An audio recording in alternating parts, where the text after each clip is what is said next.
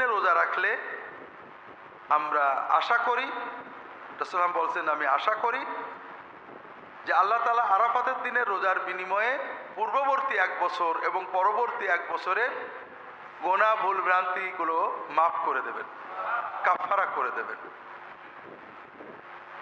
কাজেই আমরা যদি পুরো 9 দিন রাখতে পারি আলহামদুলিল্লাহ, আর 9 দিন যদি নাও রাখতে পারি তবে আরাফাতের দিনে অবশ্যই আমরা রোজা রাখার চেষ্টা করব।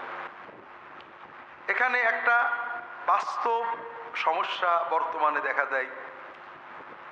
সাধারণত আরবি ভাষায় ইয়মে আরাফা মানে হলো জিলহজ মাসের 9 তারিখ, আবার ইয়মে আরাফা মানে যে দিনে হাজিরা আরাফাতে অবস্থান করে। বর্তমানে আমরা মিডিয়ার মাধ্যমে, প্রযুক্তির মাধ্যমে সবাই জানতে পারি যে কবে হাজিরা আরাফাতে বসেন, এবং সাধারণত আমাদের দেশে যেদিন 8 তারিখ হয় ওই দিনে আরব দেশে 9 তারিখ হয় এবং ওই দিনে তারা আরাফাতে অবস্থান করে। এখন আমরা কি করব? আমরা কি আমাদের দেশের 9 তারিখে রাখবো না আরব দেশের আরাফাতের দিনে রাখবো?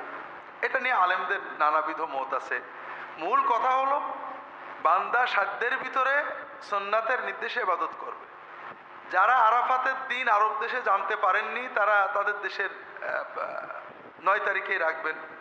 তবে এখানে হাদিসে 9 তারিখ না বলে ইয়মে আরাফা বলা হয়েছে, এজন্য অনেক আলেম বলেন যদি কোনো দেশের মানুষ আরাফাতের দিন জানতে পারে যে এই দিনে আরাফা হচ্ছে, তাহলে সেই দিনে তাদের রোজা রাখা ভালো। আর আমাদের জন্য সহজ, আমরা 8 তারিখ এবং 9 তারিখ 2 দিন রাখতে পারি।